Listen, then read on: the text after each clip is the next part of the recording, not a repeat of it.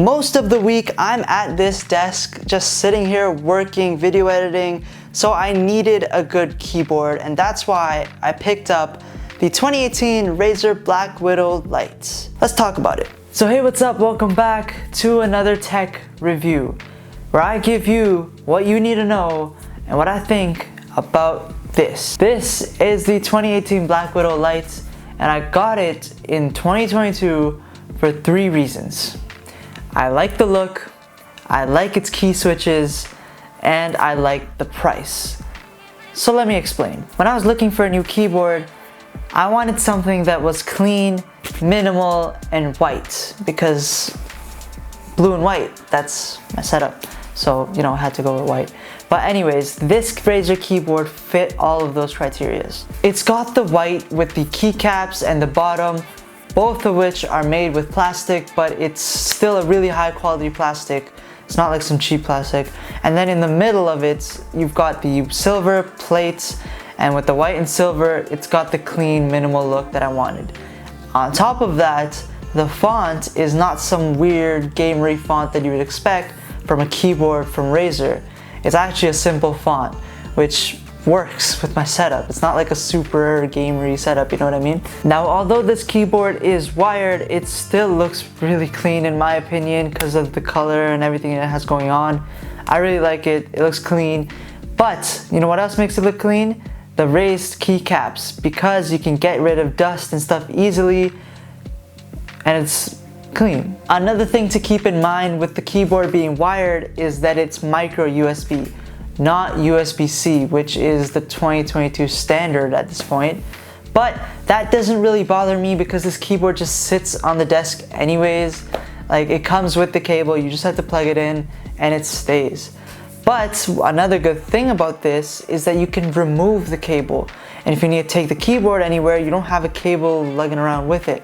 It's portable. And also, back to the raised keycaps part, because of it being a bit more raised than normal, you might find it a little bit hard to type on after a long period of time, but that's why you get something like a wrist rest. They're not that expensive, and they actually help anyways. Like, I would get it anyways, so that's not a problem for me, but just something to keep in mind. And what about RGB? It's a gaming keyboard, right? From a gaming company, Razer, right? So what happened to the RGB? Well, you can forget about it because this keyboard doesn't have RGB. It's a simple white backlighting, which it works for my setup, blue and white, but it might not for yours. Anyways, let's talk about switches. Not light switches, I'm talking about key switches, because the BlackWidow Lite uses Razer's orange key switches that are not hot swappable, but these key switches aim to be silent and still give you a tactile feel. Now, they are not silent, but they're relatively silent compared to Razer's own other mechanical keyboards with their green switches. Just take a listen.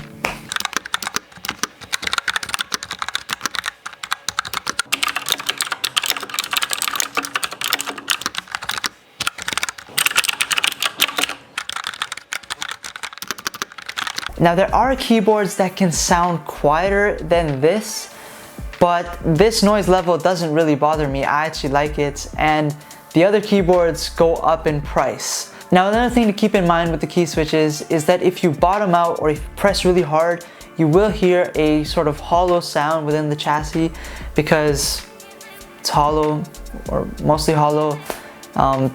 Don't press hard if you get this keyboard. I don't, so it's not really a problem for me. And by the way, Razer does include O-rings, which are just some plastic rings, but you put them under the key switch, and they're supposed to dampen the noise a little bit. Another thing to keep in mind is that this keyboard does not have a number pad, because if you couldn't tell already, it is a 10 keyless keyboard, which means it doesn't have the number pad. It's only got the function keys and your normal key switches. You've got your brightness controls, you've got your volume controls near the top, and your other keys that you're used to, so that's about it. Now let's talk about price, because that's going to be the major thing that will decide if you want to get this keyboard, or if you should get this keyboard. Now, the retail price is $120 Canadian. That doesn't sound that bad when you look at Razer's lineup, but considering It's got micro USB, no macros, no RGB. It's not really the best value for $120. That's why you should get it used. And that's what I did. Now I say used, but it really wasn't that used. It's like literally brand new, pristine. You can find a lot of these like in the box, barely open, barely touched, on Marketplace, Kijiji. And those are really good value because I got this for $50. $50 for this. Now for $50, I can forgive no RGB, micro USB, all of that. Because at the end of the day, this keyboard still feels really good. I enjoy typing on it. It's not that loud for me, so it's not really a problem. It fits the setup, most importantly, of course. And realistically, I'm not doing a lot of gaming, so I don't need the macro keys or the super low latency that other keyboards have. This is really good.